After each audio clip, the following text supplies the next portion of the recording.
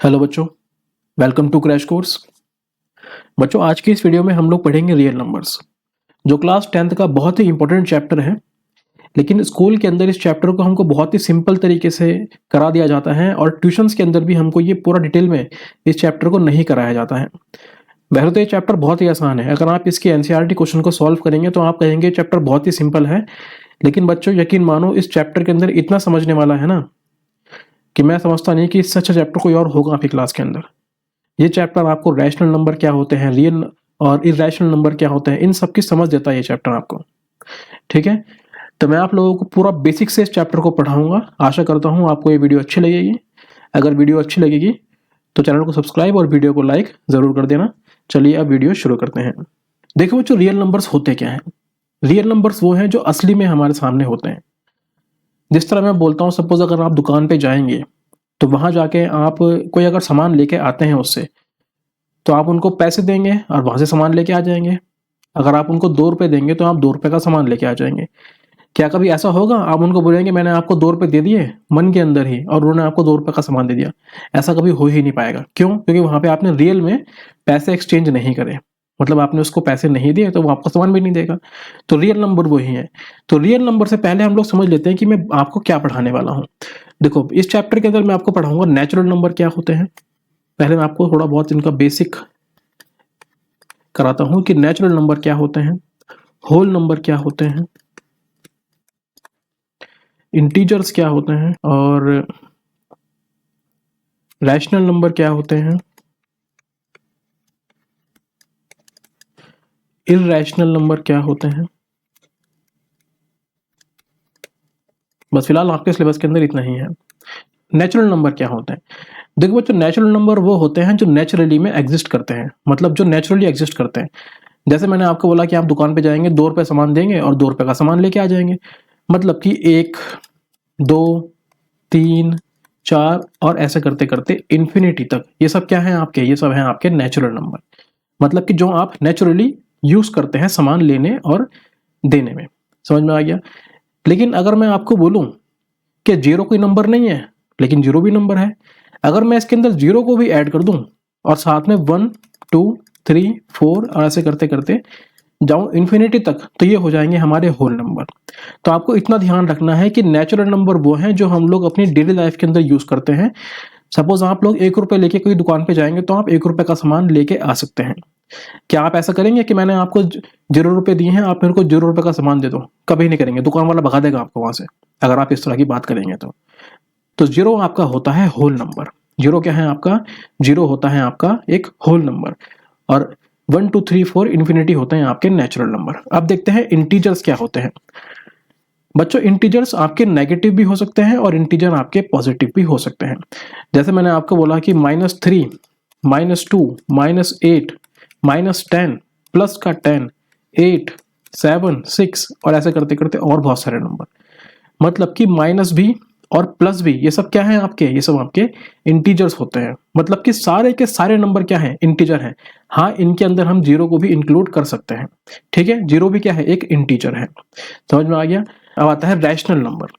Rational number क्या है? Rational number समझने से पहले आपको इतना समझना पड़ेगा कि जिस भी नंबर को आप P/Q की फॉर्म में लिख के दिखा रहे हैं वो एक रैशनल नंबर है। मतलब कि कोई भी नंबर अगर आप उसको बोल रहे हैं कि ऊपर न्यूमरेटर है और नीचे डिनोमिनेटर है, मतलब कि ये एक रैशनल नंबर होगा। सपोज मैंने बोला कि 2/3, क्या ये एक रैशनल नंबर है? आप कहेंगे हाँ, ये एक रैशनल नंबर है। सपोज मैंने बोला कि 3/7, क्या ये एक रैशनल नंबर है? आप कहेंगे हाँ, ये एक रैशनल नंबर है। सपोज मैंने आपको बोला कि 7/8, क्या ये एक रैशनल नंबर है? आप कहेंगे हाँ, ये भी एक रैशनल नंबर है। लेकिन अगर मैं आपको बोलता हूं कि बताओ ये सिंपल 3 एक रैशनल नंबर है, तो आप में से बहुत से बच्चे कहेंगे नहीं, इसके अपॉन में डिनोमिनेटर नहीं है, मतलब कि ये एक रैशनल नंबर नहीं है। ये होल नंबर हो सकता है, या आपका नेचुरल नंबर हो सकता है, ये इंटीजर हो जाएगा, लेकिन रैशनल नंबर नहीं है। लेकिन बच्चों, ये एक रैशनल नंबर भी है। क्यों? क्योंकि किसी भी नंबर के अपॉन में अगर कुछ नहीं लगा हुआ है, मतलब कि वहां पर 1 लगा हुआ है, तो ये हो जाएगा आपका P, मतलब कि न्यूमरेटर, और ये हो जाएगा Q, मतलब कि डिनोमिनेटर। मतलब कि ये भी एक रैशनल नंबर हो सकता है। सपोज जैसे मैंने आपको बोला है 0.3, क्या ये एक रैशनल नंबर है? हाँ, ये भी एक रैशनल नंबर है। क्यों? क्योंकि जैसे ही आप यहाँ से पॉइंट हटाएंगे, अपॉन में एक 0 आ जाएगा और साथ में एक 1 आ जाएगा। मतलब कि आप इसको बोल पाएंगे 3/10। और हाँ, ये भी एक रैशनल नंबर की तरह लिखा हुआ है, मतलब कि ये भी एक रैशनल नंबर है। लेकिन इसमें एक छोटा सा एग्जाम्पल मैं आपको देता हूँ। सपोज मैंने कोई नंबर लिखा है 0.3 के ऊपर बार। क्या ये एक रैशनल नंबर है? आप कहेंगे बार का मतलब क्या होता है? अगर आपने क्लास 9th पढ़ा होगा तो वहां पे आपने रिकरिंग और नॉन रिकरिंग डिजिट के बारे में पढ़ा होगा। अगर नहीं पढ़ा है तो मैं आपको थोड़ा सा एग्जांपल यहाँ पे आपको करा देता हूँ। क्या है वो? सपोज मैंने आपको बोला कि यहाँ पे 0.3 के ऊपर बार लिखा हुआ है। अगर मैं ऐसा बोलता हूँ तो आप क्या बोलेंगे कि भाई ये तो एक रैशनल नंबर नहीं है, ये तो एक इरैशनल नंबर है। लेकिन बच्चों, ये भी एक रैशनल नंबर है। मैं आपको प्रूफ करके दिखाता हूँ कैसे। क्यों? क्योंकि आप इसको P/Q की फॉर्म में लिख के दिखा सकते हैं। मैं आपको निकाल के दिखाऊंगा कैसे। आपको क्या करना है, आपको पता होना चाहिए कि बार का मतलब क्या होता है। सबसे पहले समझते हैं बार का मतलब क्या होता है। बार का मतलब ये होता है कि जो नंबर बार बार रिपीट हो रहा हो, जो नंबर बार बार रिपीट हो रहा हो। ठीक है, जैसे यहाँ पे 3 के ऊपर बार लगा है, मतलब कि 0.33333 ऐसे नंबर चले जा रहा है, कभी खत्म ही नहीं हो रहा। समझ में आ गया? अब सपोज मैंने आपको बोला कि इस नंबर को आप x मान लो, तो आपने कहा x इक्वल्स टू कितना हो गया? 0.3 और 3। कोई दिक्कत नहीं होगी। ये मैंने लेट करा यहाँ पर, ये मैंने क्या करा है, लेट करा कि x को मैंने इतना मान लिया। अब आपने कहा कि इस नंबर को 10 से मल्टीप्लाई कर दूं, तो मैंने यहाँ पे इस नंबर को 10 से मल्टीप्लाई कर दिया, मल्टीप्लाई बाय 10। तो जैसे आप इसको 10 से मल्टीप्लाई करेंगे, इसको मानता हूँ इक्वेशन नंबर 1। तो जैसे जैसे ही 10 से मल्टीप्लाई करेंगे तो ये हो जाएगा 10x और ये हो जाएगा आपका 3.3। ठीक है, कैसा करेंगे? जैसे ही इस 0.33 को 10 से मल्टीप्लाई करेंगे तो क्या होगा, यहाँ से ये हटेगा, यहाँ पे आ जाएगा, ये काटेगा इसको 10 बार में, तो कितना आ जाएगा? ये आ जाएगा 3.3। बच्चों, अगर आप लोगों को थोड़ी बहुत कैलकुलेशन में दिक्कत है, आपको ये पॉइंट कैसे हटता है, अपॉन में 0 कैसे आता है, इसमें दिक्कत है, तो मैंने एक कैलकुलेशन के ऊपर वीडियो बना रखी है। आपको मेरे चैनल के अंदर प्लेलिस्ट के अंदर वीडियो दिख जाएंगे, आप वहां जाके इसकी तैयारी कर सकते हैं। पर यहाँ पर मैं ये नहीं कराऊंगा क्योंकि वहां मैंने अलग से वीडियो बना रखी है। ठीक है, अब जहां मैंने इसको मल्टीप्लाई करा तो ये इतना आ जाएगा, इसको मैंने मान लिया इक्वेशन नंबर 2। अब हम क्या कर रहे हैं, इक्वेशन 2 में से इक्वेशन 1 को माइनस कर रहे हैं। तो जैसे ही मैं इसको माइनस करूंगा, ये हो जाएगा मेरे पास 10x माइनस का x इक्वल्स टू 3.3 के ऊपर बार माइनस का 0.3 के ऊपर बार। अब आपको पता है कि इस बार से तो ये बार खत्म हो जाएगा, तो बचेगा कितना? ये बचेगा आपके पास 9x इक्वल्स टू 3। और जैसे आप इस x को निकालेंगे, मतलब x को अकेला छोड़ेंगे, तो ये हो जाएगा आपके पास 3/9।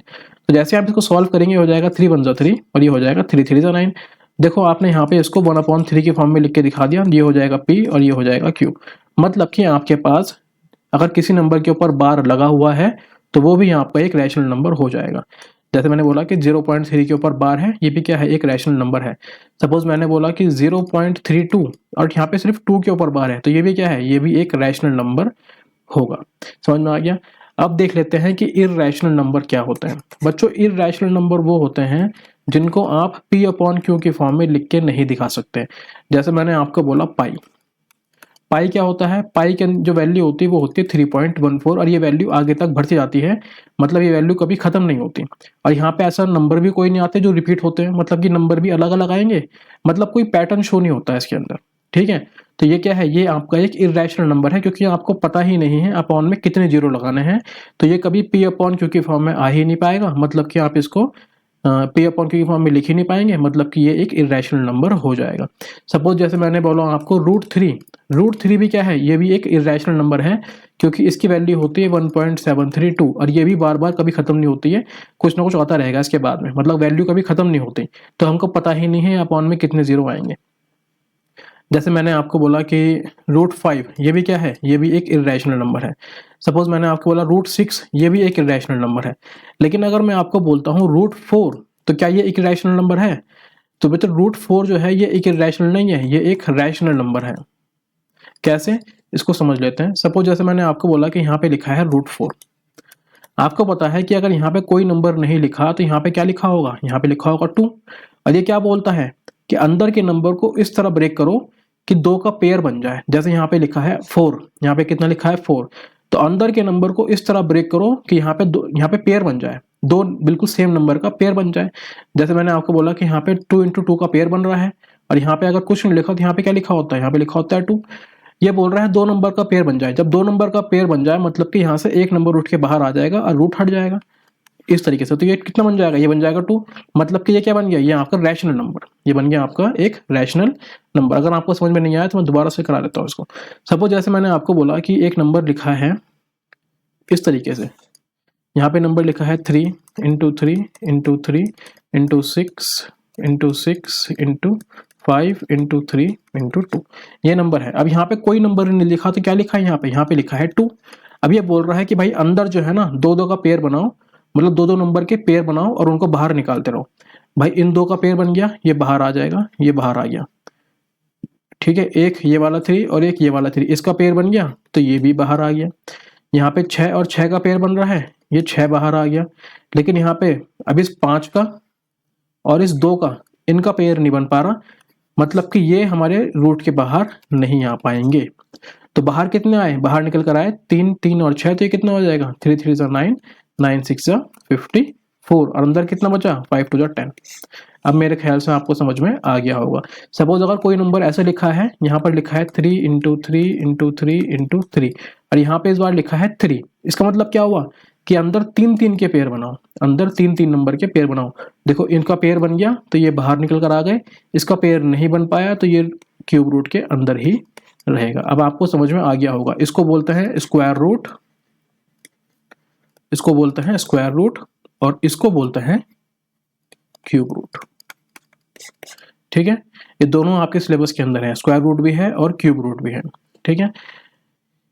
अब देखो ये आपने शायद नोट कर लिया होगा तो मैं इसको इरेज कर रहा हूँ क्योंकि मेरे को अभी और भी चीजें करानी है, ये मैं इसको इरेज नहीं कर रहा हूँ, ये ठीक है। अब देखो इसमें आगे क्या समझना है।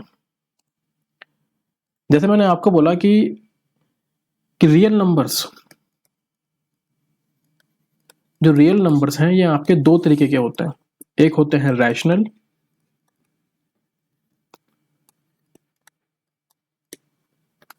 और एक होते हैं इररेशनल, ठीक है। एक होते हैं रैशनल नंबर, एक होते हैं इररेशनल नंबर, ठीक है। अब आपको याद कैसे करना है, देखो इररेशनल नंबर ना अकेला होता है, इसके अंदर कोई भी नहीं आएगा। इररेशनल नंबर कैसा है, ये अकेला है, ये एक अलग बॉक्स के अंदर ही रहेगा, बिल्कुल ये बिल्कुल एक अलग बॉक्स के अंदर रहेगा, इसके अंदर कोई नहीं आएगा। लेकिन यहाँ पर 3-4 जने इसके अंदर आएंगे। जैसे मैंने बोला है यहाँ पे कि नेचुरल नंबर, सारे के सारे नेचुरल नंबर क्या होते हैं, सारे के सारे नेचुरल नंबर होते हैं होल नंबर, ठीक है। और सारे के सारे होल नंबर क्या होते हैं, सारे के सारे होल नंबर होते हैं आपके इंटीजर्स, क्या होते हैं इंटीजर्स। और सारे के सारे इंटीजर्स क्या होते हैं, सारे के सारे इंटीजर्स होते हैं आपके रैशनल नंबर, क्या होते हैं रैशनल नंबर। और ये सब मिला के क्या होते हैं, अगर मैं अब देखो ये रैशनल नंबर है तो ये सब मिला के क्या हो जाएंगे, ये सब मिला के हो जाएंगे रियल नंबर। मतलब कि ये रैशनल नंबर और इररेशनल नंबर इन दोनों को मिला दूंगा तो क्या बन जाएगा, ये बन जाएगा रियल नंबर, ठीक है। अब नेचुरल नंबर क्या थे, नेचुरल नंबर वो थे जो 1 से स्टार्ट हो रहे थे। होल नंबर क्या थे, जिसके अंदर 0 भी आ जा रहा था। इंटीजर क्या थे, जिसके अंदर नेगेटिव भी आ जा रहे थे और पॉजिटिव भी आ जा रहे थे। और रैशनल नंबर क्या था, जो पी अपॉन क्यू के फॉर्म में लिखा हुआ आ रहा था। और इररेशनल नंबर क्या था, जो पी अपॉन क्यू के फॉर्म में लिखा हुआ नहीं आ रहा था। समझ में आई थिंक मेरे ख्याल से आपको आ गया होगा, ठीक है। एक बार देख लीजिए, अगर कोई भी दिक्कत आपको आती है तो मेरे से कमेंट सेक्शन में पूछ लेना। मैं आपको अगर नहीं समझ में आएगा मैं दोबारा से इसकी वीडियो बना के आपको सिखा दूंगा, ठीक है। क्योंकि आप मेरे सामने तो है नहीं, अगर आप मेरे सामने होते तो मैं आपसे पूछ के दोबारा से मैं आपको दोबारा भी करा देता। लेकिन अगर आप दूर बैठे हैं तो आपको थोड़ा सा कोऑपरेट करना पड़ेगा। अगर आपको समझ में आ रहा होगा तो बताइए समझ में आ रहा है, और अगर नहीं आ रहा है तो भी बोलिए समझ में नहीं आ रहा है, ठीक है। और मेरी ड्राइंग के ऊपर थोड़ा सा जो गलत बन रही है ये, तो इसका थोड़ा सा मेरे को माफ़ कर देना। क्योंकि बच्चों मेरे को असल में मार्कर से लिखने की आदत है, ये पेन टैबलेट से लिखने की इतनी आदत नहीं है। क्योंकि ये भी नया ही चैनल है, धीरे धीरे हम लोग अभी ऑनलाइन पे काम सीख ही रहे हैं, ठीक है। इसलिए जो भी गलतियाँ होंगी माफ़ कर देना, धीरे धीरे हम लोग सीख जाएंगे, ठीक है।